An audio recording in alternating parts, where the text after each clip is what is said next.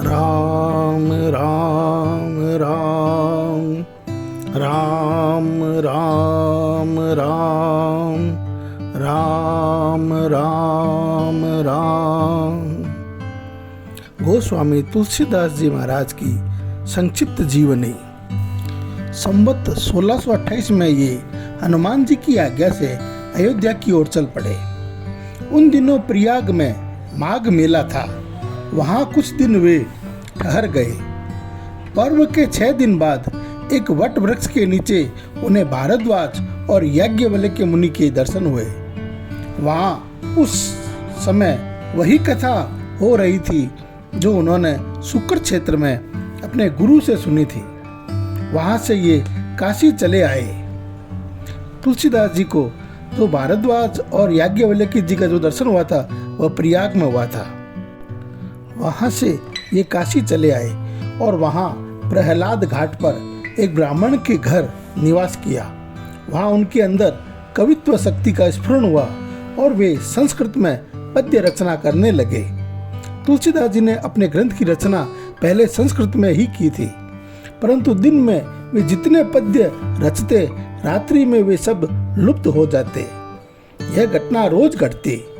8वें दिन तुलसीदास जी को स्वप्न हुआ। भगवान शंकर ने उन्हें आदेश दिया कि तुम अपनी भाषा में काव्य रचना करो। तुलसीदास जी की नींद उचट गई।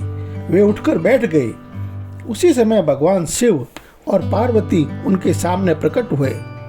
तुलसीदास जी ने उन्हें साष्टांग प्रणाम किया। शिव जी ने कहा, तुम अयोध्या में जाकर रहो और हिंदी में काव्य रचना करो। मेरे आशीर्वाद से तुम्हारी कविता सामवेद के समान फलवती होगी। इतना कहकर श्री गौरी शंकर अंतर्ध्यान हो गए। तुलसीदास जी उनकी आज्ञा शिरोधार्य कर काशी से अयोध्या चले आए। संवत 1631 का प्रारंभ हुआ। उस साल रामनवमी के दिन प्राय वैसा ही योग था जैसा त्रेता युग के राम जन्म के दिन था। दिन प्रातःकाल श्री तुलसीदास जी ने रामचरितमानस की रचना प्रारंभ की। 2 वर्ष 7 महीने 26 दिन में ग्रंथ की समाप्ति हुई। संवत 1633 के मार्गशीर्ष शुक्ल पक्ष में राम विवाह के दिन 7 कांड पूरे हो गए। तो रामनवमी को इन्होंने रामचरितमानस लिखना प्रारंभ किया था और सबसे पहले भरत जी के ऊपर इन्होंने लिखा। सबसे पहले भरत चरित्र लिखा और फिर भरत जी महाराज की कृपा से इन्होंने पूरी रामचरितमानस लिखी।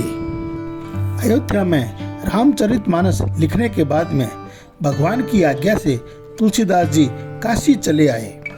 वहां उन्होंने भगवान विश्वनाथ और माता अन्नपूर्णा को श्री रामचरितमानस सुनाया। रात को पुस्तक श्री विश्वनाथ जी के मंदिर में रख दी गई। सवेरे जब पट खोला गया तो उस पर लिखा हुआ पाया गया, सत्यम शिवम सुंदरम, और नीचे भगवान शंकर की सही थी। उस समय उपस्थित लोगों ने सत्यम शिवम सुंदरम की आवाज भी अपने कानों से सुनी। तुलसीदास जी ने अयोध्या में रामचरितमानस लिखी तथा काशी में विश्वनाथ बाबा के सामने उसको सुनाया और विश्वनाथ बाबा ने सत्यम शिवम सुंदरम लिखकर उसको अनुमोदित कर दिया। सज्जनों, रामचरितमानस का पाठ भगवान शिव को सुनाने से हमें बहुत अधिक फल मिलता है। इसलिए शिव मंदिर में बैठकर रामचरितमानस की कुछ चौपाइयों का वाचन अवश्य करना चाहिए। नारायण नारायण नारायण नारायण।